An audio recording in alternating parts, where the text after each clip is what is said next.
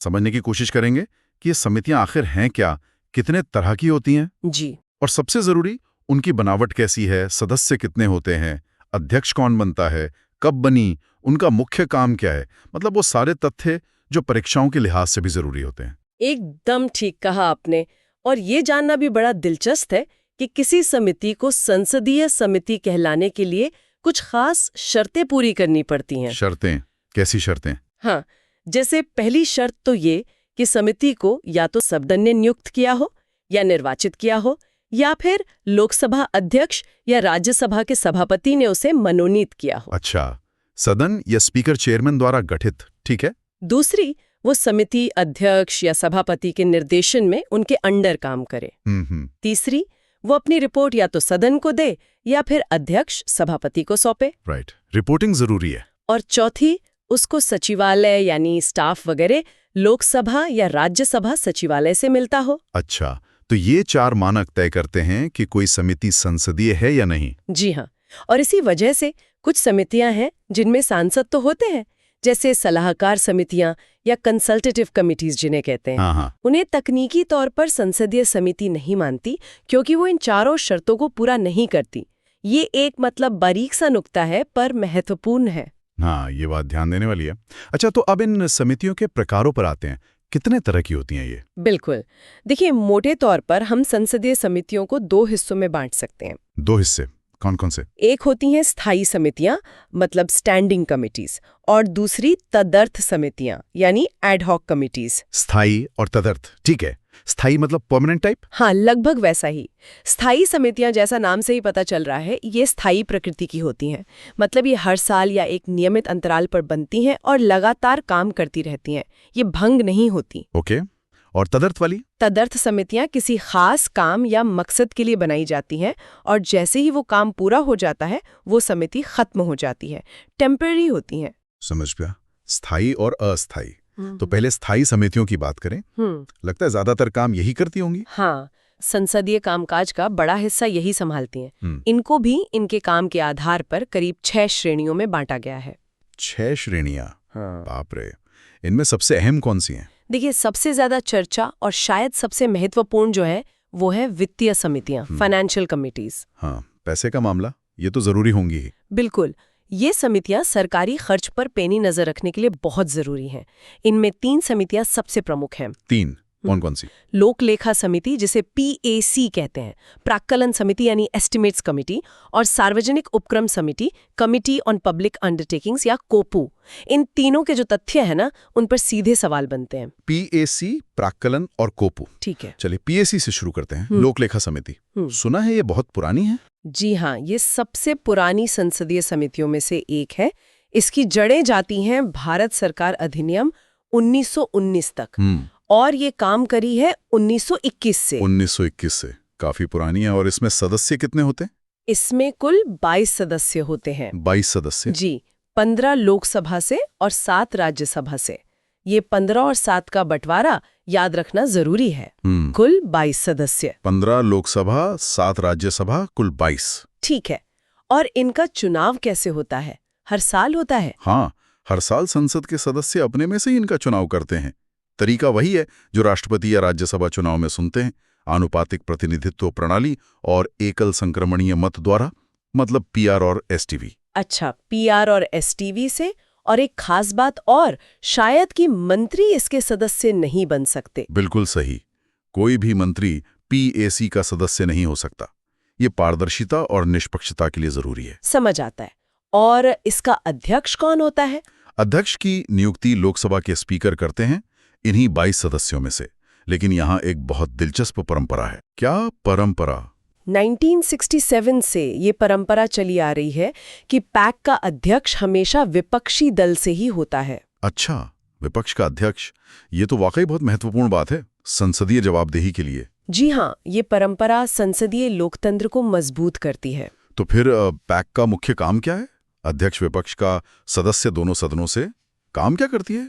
Pack का जो मुख्य काम है वो है भारत के नियंत्रक एवं महालेखा परीक्षक, मतलब CAG, उनकी वार्षिक रिपोर्टों की जांच करना। सीएजी रिपोर्ट्स की जांच। हाँ, सीएजी जो सरकारी खर्चों का ऑडिट करता है ना, उन ऑडिट रिपोर्ट्स को पैक देखती है, जैसे विनियोग खाते हैं, वित्त खाते हैं, या सरकारी कंपनियों पर सीएजी की रिपोर्ट है। समिति ये देखती है कि पैसा सही ढंग से खर्च हुआ या नहीं, कहीं कोई फिजूल खर्ची तो नहीं हुई, कोई भ्रष्टाचार या नुकसान का मामला तो नहीं है। हाँ, मैंने सुना है कि सीएजी को इस समिति का मित्र, दार्शनिक और मार्गदर्शक या फ्रेंड, गाइड एंड फिलोसोफर कहते हैं। हाँ, ये कहावत काफी मशहूर है। सीएजी तकनीकी तौर पर समिति की मदद करता है अपनी रिपोर्ट के जरिए, लेकिन पीएसी की एक सीमा भी है। सीमा या वो ये कि इसकी जांच अक्सर खर्चा होने के बाद होती है, इसीलिए इसे कभी-कभी पोस्टमार्टम जांच भी कह देते हैं। अच्छा, मतलब लाश का पोस्टमार्टम। खैर, फिर भी ये वित्तीय अनुशासन के लिए तो जरूरी है। बहुत जरूरी है। भले ही पोस्टमार्टम हो, लेकिन इससे भविष्य के लिए सबक मिलते हैं और एक डर बना रहता है। ठीक है, ये हुई पीएसी। अब दूसरी बड़ी वित्तीय समिति कौन सी बताई थी आपने? प्राक्कलन समिति। हाँ, प्राक्कलन समिति, एस्टिमेट्स कमेटी। इसका इतिहास भी वैसे तो 1921 की एक स्थायी वित्तीय समिति से जुड़ा है, लेकिन स्वतंत्र भारत में ये बनी 1950 में। 1950 में किसकी सिफारिश पर? तत्कालीन वित्त मंत्री थे जॉन मथाई, उनकी सिफारिश पर। जॉन मथाई की सिफारिश पर 1950। ठीक है। और इसकी संरचना, सदस्य संख्या में कुछ खास है क्या? बिल्कुल, बहुत खास। इसमें कुल 30 सदस्य होते हैं। 30 सदस्य? पीएससी से ज्यादा? हाँ, ज्यादा। और सबसे बड़ी बात यह है कि ये सभी के सभी सदस्य लोकसभा से होते हैं। क्या बात कर रही है? सभी 30 लोकसभा से। हाँ। और राज्यसभा का कोई रोल नहीं? जी नहीं, इसमें राज्यसभा का कोई प्रतिनिधित्व नहीं है। ये तथ्य बहुत बार परीक्षाओं में पूछा गया है। ये तो नोट करने वाली बात है। 30 सदस्य केवल लोकसभा से। इनका चुनाव भी वैसे ही होता है। हाँ, चुनाव का तरीका वही है। लोकसभा के सदस्य हर साल अपने में से ही पीआर और एसटीवी प्रणाली से चुनते हैं, और मंत्री इसके सदस्य भी नहीं बन सकते, पीएसी की तरह ही। ठीक है, मंत्री सदस्य नहीं। और अध्यक्ष? अध्यक्ष की नियुक्ति स्पीकर करते हैं, इन्हीं 30 सदस्यों में से। और परंपरा यह है कि अध्यक्ष सत्ताधारी दल से होता है, पीएसी में विपक्ष से, यहाँ सत्ता पक्ष से। अच्छा, यहाँ सत्ता पक्ष का अध्यक्ष। तो इसका काम क्या है? प्राक्कलन मतलब अनुमान? सही पकड़ा, प्राक्कलन मतलब अनुमान या एस्टिमेट्स। तो ये समिति बजट में शामिल जो अनुमान होते हैं ना, उनकी जांच करती है और ये सुझाव देती है कि सरकारी खर्चों में कैसे मितव्ययता लाई जाए, मतलब किफायत कैसे की जाए, इकोनॉमी कैसे लाई जाए। अच्छा, खर्च कम करने के तरीके सुझाती है। हाँ, इसीलिए इसे सतत मितव्ययता समिति यानी कंटिन्यूअस इकोनॉमी कमेटी भी कहा जाता है। और ये संसद की सबसे बड़ी समिति भी है सदस्य संख्या के हिसाब से। सतत मितव्ययता समिति, ये नाम उसके काम को सही बताता है, और सबसे बड़ी समिति भी। ओके, अब तीसरी वित्तीय समिति पर आते हैं, सार्वजनिक उपक्रम समिति, कोपू। तो जी, कमिटी ऑन पब्लिक अंडरटेकिंग्स यानी कोपू, ये थोड़ी बाद में बनी 1964 में। 1964 में। किसी समिति की सिफारिश थी क्या इसके लिए? हाँ, ये कृष्ण मेनन समिति की सिफारिश पर बनी थी। ये भी एक अहम तथ्य है, किस समिति की सिफारिश पर बनी। कृष्ण मेनन समिति 1964। ठीक है। और सदस्य पीएसी जैसे 22? शुरुआत में इसमें 15 सदस्य थे, लेकिन 1974 में इनकी संख्या बढ़ाकर 22 कर दी गई। अच्छा, 1974 में बढ़ाई गई। हाँ, तो अब इसमें भी पीएसी की तरह ही 22 सदस्य हैं, 15 लोकसभा से और 7 राज्यसभा से। 15 लोकसभा, 7 राज्यसभा, बिल्कुल पीएसी जैसा। चुनाव का तरीका भी वही, पीआर और एसटीवी हर साल, और मंत्री इसके सदस्य नहीं बन सकते। अध्यक्ष की नियुक्ति स्पीकर करते हैं लोकसभा सदस्यों में से। तो फिर इसका काम क्या है? पीएसी तो सीएजी रिपोर्ट देखती है, प्राक्कलन समिति अनुमान देखती है, ये क्या करती है? नाम से लगता है सरकारी कंपनियों से जुड़ा है। बिल्कुल सही। इसका फोकस सरकारी कंपनियों यानी पब्लिक सेक्टर अंडरटेकिंग्स, पीएसयूज पर रहता है। ये समिति पीएसयूज की रिपोर्टों और उनके खातों की जांच करती है। पीएसयूज पर जो सीएजी की रिपोर्टें आती हैं, उनकी भी जांच करती है और ये देखती है कि क्या सरकारी कंपनियां सही व्यावसायिक सिद्धांतों, साउंड बिजनेस प्रिंसिपल्स और समझदारी भरी वाणिज्यिक प्रथाओं, प्रूडेंट कमर्शियल प्रैक्टिसेस के अनुसार चलाई जा रही हैं या नहीं। अच्छा, मतलब पीएसयूज की एफिशिएंसी और मैनेजमेंट पर नजर। हाँ, हालांकि इसकी भी कुछ सीमाएं हैं। जैसे ये साल में 10-12 से ज्यादा कंपनियों की जांच नहीं कर पाती है, और इसकी जांच भी काफी हद तक खर्चा होने के बाद ही होती है, मतलब पोस्टमार्टम जैसी ही। ओके, तो ये हो गई 3 मुख्य वित्तीय समितियां, पीएसी, प्राक्कलन और कोपू। सदस्य संख्या, स्थापना वर्ष, अध्यक्ष की नियुक्ति, कौन सी समिति की सिफारिश पर बनी, मुख्य कार्य, ये सब याद रखने वाले पॉइंट्स हैं। बिल्कुल। इनके अलावा स्थायी समितियों में और कौन सी महत्वपूर्ण श्रेणी है? एक और बहुत ही महत्वपूर्ण श्रेणी है जो आजकल काफी चर्चा में रहती है, विभागीय स्थायी समितियां, डिपार्टमेंट रिलेटेड स्टैंडिंग कमिटीज या DRSCs। हाँ, DRSCs। ये कब बनी? ये नई लगती हैं। हाँ, ये अपेक्षाकृत नई है। 1993 में लोकसभा की नियम समिति की सिफारिश पर ऐसी 17 समितियां बनी थी। 1993 में 17। जी। फिर 2004 में 7 और समितियां जोड़ी गईं, तो अब कुल मिलाकर 24 DRSCs हैं। 24 समितियां, काफी ज्यादा हैं। इनका मकसद क्या है बनाने का? इनका मुख्य उद्देश्य है संसद के प्रति कार्यपालिका यानी सरकार की जवाबदेही को और मजबूत करना, खासकर वित्तीय जवाबदेही। कैसे करती हैं ये? ये समितियां अलग-अलग मंत्रालयों के बजट यानी उनकी अनुदान मांगों, डिमांड्स फॉर ग्रांट्स पर गहराई से विचार करती हैं, वो भी लोकसभा में उन पर वोटिंग होने से पहले। अच्छा, वोटिंग से पहले जांच।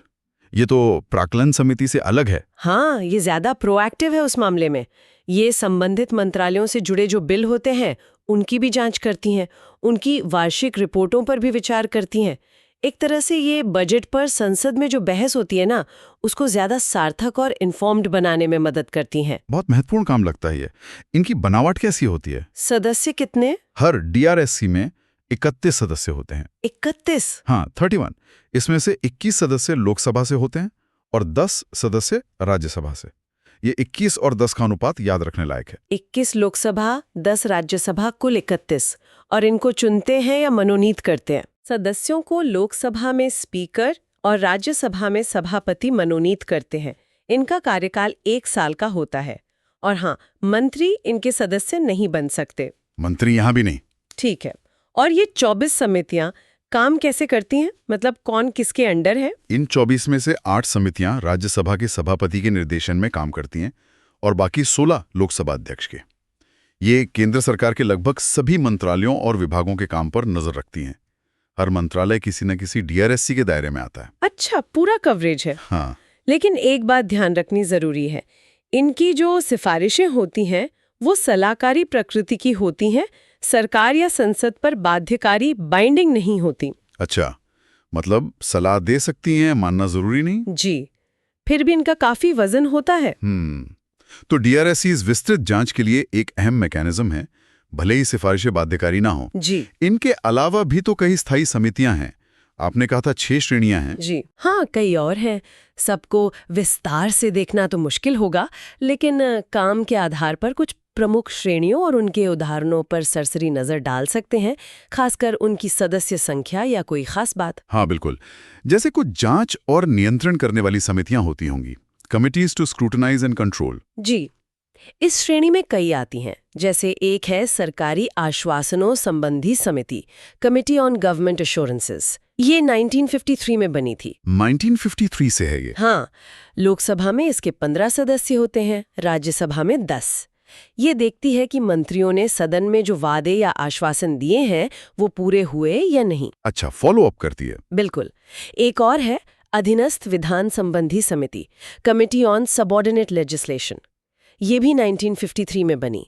दोनों सदनों में इसके 15-15 सदस्य होते हैं। इसका क्या काम है? अधीनस्थ विधान? संसद कानून बनाती है, लेकिन अक्सर कानून लागू करने के नियम और उपनियम बनाने की शक्ति कार्यपालिका यानी सरकार को दे देती है।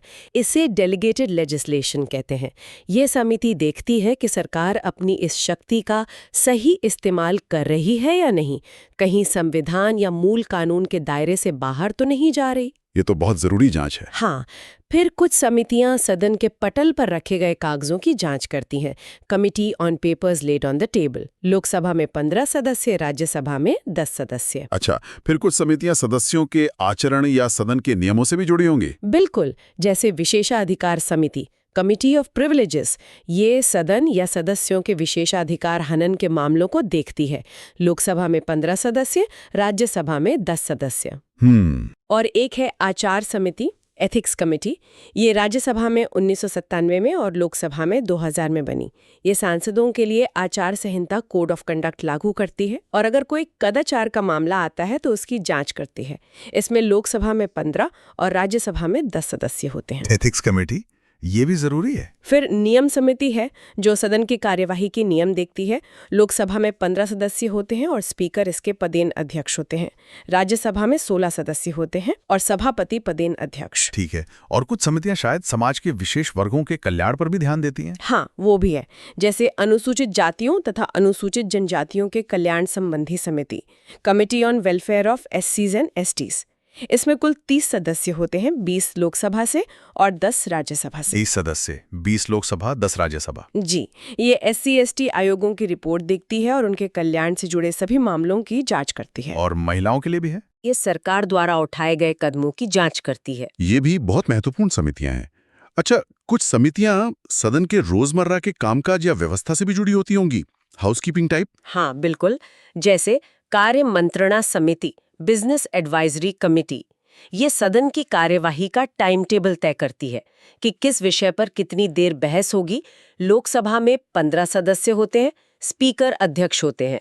राज्यसभा में 11 सदस्य होते हैं, सभापति पदेन अध्यक्ष। Business advisory committee? फिर गैर सरकारी सदस्यों के विधेयकों और संकल्पों संबंधी समिति है। ये सिर्फ लोकसभा में होती है। प्राइवेट मेंबर्स बिल के लिए टाइम अलॉट करती है। अच्छा। कुछ समितियां संयुक्त होती हैं, मतलब दोनों सदनों के सदस्य होते हैं उनमें, जैसे लाभ के पदों संबंधी संयुक्त समिति, joint committee on offices of profit. इसमें 15 सदस्य होते हैं, 10 लोकसभा से, 5 राज्यसभा से। ऑफिस ऑफ प्रॉफिट वाली? हाँ, ये बताती है कि कौन से पद लाभ के पद माने जाएं, जिन्हें धारण करने पर कोई संसद सदस्य बनने के अयोग्य हो सकता है। एक और संयुक्त समिति है संसद सदस्यों के वेतन और भत्तों संबंधी। ये 1954 के एक्ट के तहत बनी है। इसमें भी 15 सदस्य, 10 लोकसभा, 5 राज्यसभा होते हैं और ये सांसदों के वेतन भत्ते तय करने के नियम बनाती है। अरे वाह, ये तो स्थायी समितियों का एक पूरा जाल है जो संसद के लगभग हर पहलू को कवर करता है।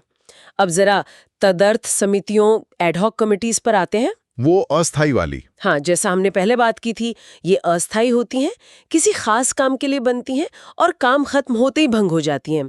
इनको भी हम 2 तरह का मान सकते हैं। 2 तरह की तदर्थ समितियां कौन सी? एक होती हैं जांच समितियां। अच्छा। और दूसरी सलाहकार समितियां। जांच समितियां मतलब किसी खास मुद्दे की जांच के लिए। हाँ। जैसे कोई घोटाला हुआ हो, बिल्कुल, किसी विशेष घटना या विषय पर गहराई से जांच करने और रिपोर्ट देने के लिए बनती हैं।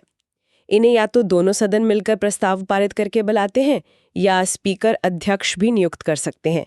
जैसे पहले बोफोर्स घोटाले या शेयर बाजार घोटाले की जांच के लिए संयुक्त संसदीय समितियां जेपीसी बनी थीं, वो तदर्थ जांच समितियां थीं। हाँ, जेबीसी का नाम तो सुना है। इसी तरह रेलवे अभिसमय समिति भी एक तरह की तदर्थ समिति है, या सांसद स्थानीय क्षेत्र विकास योजना MPLADS की जांच के लिए भी समिति बनी है। ये सब खास मकसद के लिए बनती हैं। समझ गया। और दूसरी तरह की तदर्थ समिति कौन सी बताई? सलाहकार समितियां। हाँ, इसमें मुख्य रूप से वो समितियां आती हैं जो किसी खास विधेयक यानी बिल पर विचार करने के लिए बनाई जाती हैं। इन्हें प्रवर समिति या संयुक्त प्रवर समिति कहते हैं। अच्छा, बिल के लिए अलग से समिति? हाँ, जब कोई बिल संसद में पेश होता है और उस पर सामान्य चर्चा हो जाती है, उसके बाद अगर लगता है कि इस पर और गहराई से विचार करने की जरूरत है, तो उसे सदन एक प्रवर समिति को भेज सकता है। प्रवर समिति मतलब? अगर बिल सिर्फ एक सदन से जुड़ा है, जैसे मनी बिल लोकसभा से, तो उसी सदन के सदस्यों की समिति बनती है, उसे प्रवर समिति कहते हैं।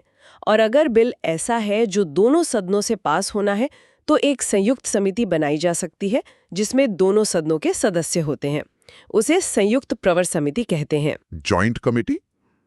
इसमें सदस्य कैसे होते हैं? जॉइंट कमेटी में आमतौर पर लोकसभा से 2 गुने सदस्य होते हैं राज्यसभा की तुलना में। जैसे अगर राज्यसभा से 10 है तो लोकसभा से 20 होंगे। अच्छा, 2.1 का रेशियो। तो ये समितियां बिल का क्या करती हैं? ये समितियां बिल पर खंड दर खंड, क्लॉज बाय क्लॉज विचार करती हैं, बहुत बारीकी से। वे विशेषज्ञों को बुला सकती हैं, संबंधित मंत्रालयों के अधिकारियों से पूछ सकती हैं, आम लोगों या संस्थाओं से सुझाव ले सकती हैं, गवाही ले सकती हैं। पूरी छानबीन। हाँ, और फिर अपनी रिपोर्ट तैयार करके सदन को सौंपती हैं। अगर समिति में किसी सदस्य की राय बहुमत से अलग है तो वो अपना विमत नोट या असहमति का नोट भी रिपोर्ट के साथ लगा सकता है। ये प्रक्रिया कानून बनाने की गुणवत्ता को बहुत बेहतर बनाती है। ये तो बहुत दिलचस्प है कि बिलों पर इतनी गहराई से काम इन तदर्थ समितियों में होता है। सदन में शायद इतना समय ना मिले। बिल्कुल, सदन के पास इतना समय नहीं होता। अच्छा, अब अंत में उन सलाहकार समितियों पर वापस आते हैं जिनके बारे में आपने शुरू में कहा था कि वे तकनीकी रूप से संसदीय समितियां नहीं हैं, लेकिन उनमें सांसद होते हैं। हाँ, उनका जिक्र करना भी जरूरी है क्योंकि उनमें भी सांसद होते हैं और वे अलग-अलग मंत्रालयों से जुड़ी होती हैं। हर बड़े मंत्रालय के साथ आमतौर पर एक सलाहकार समिति होती है। तो ये क्या काम करती हैं अगर ये संसदीय समिति नहीं है तो? इनका मुख्य उद्देश्य है मंत्रियों और सांसदों के बीच एक अनौपचारिक इनफॉर्मल चर्चा का मंच देना। यहाँ सरकार की नीतियों और कार्यक्रमों पर और वो कैसे लागू हो रहे हैं इस पर खुलकर विचार विमर्श हो सकता है। ये संसदीय समिति की तरह जांच नहीं करती। अच्छा, ये इनफॉर्मल डिस्कशन फोरम है। हाँ, इन्हें संसदीय कार्य मंत्रालय मिनिस्ट्री ऑफ पार्लियामेंट्री अफेयर्स गठित करता है, न कि सदन या स्पीकर चेयरमैन। और इनकी बनावट, सदस्य, अध्यक्ष? इनकी सदस्यता स्वैच्छिक होती है। जो सांसद रुचि रखते हैं वो सदस्य बनते हैं। सदस्य संख्या आमतौर पर 10 से 30 के बीच होती है और संबंधित मंत्रालय के जो मंत्री या राज्य मंत्री होते हैं वही समिति के अध्यक्ष होते हैं। मंत्री ही अध्यक्ष? ये भी संसदीय समितियों से अलग है? जी हाँ, ये हर नई लोकसभा के गठन के बाद फिर से बनाई जाती हैं और लोकसभा भंग होने पर खुद ही भंग हो जाती हैं। रेलवे के अलग-अलग जोन के लिए भी ऐसी अनौपचारिक सलाहकार समितियां होती हैं। ठीक है, तो हमने आज संसदीय समितियों के पूरे ताने बाने को समझने की कोशिश की। स्थायी समितियां, जिनमें वित्तीय समितियां और DRSCs बहुत महत्वपूर्ण हैं, उनकी संरचना, सदस्य संख्या, अध्यक्ष, स्थापना वर्ष, मुख्य कार्य जैसे तथ्यों पर ध्यान दिया। जी। फिर तदर्थ समितियां देखीं जो खास मौकों पर बनती हैं, जैसे बिलों पर विचार के लिए या किसी जांच के लिए। और अंत में सलाहकार समितियों को भी समझा जो तकनीकी रूप से संसदीय समिति नहीं है। निश्चित रूप से। और ये समझना बहुत जरूरी है कि ये समितियां भले ही ज्यादातर पर्दे के पीछे काम करती हों, ये संसद की रीढ़ हैं।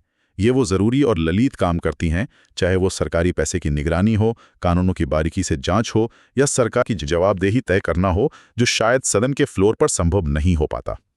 इनकी कार्यप्रणाली, इनकी सदस्य संख्या, इनकी शक्तियां और इनकी सीमाएं, इन सब को समझना भारतीय लोकतंत्र और हमारी शासन प्रणाली को समझने के लिए अनिवार्य है, खासकर उन लोगों के लिए जो प्रतियोगी परीक्षाओं की तैयारी कर रहे हैं या राजनीति और शासन में रुचि रखते हैं। बिल्कुल सही कहा।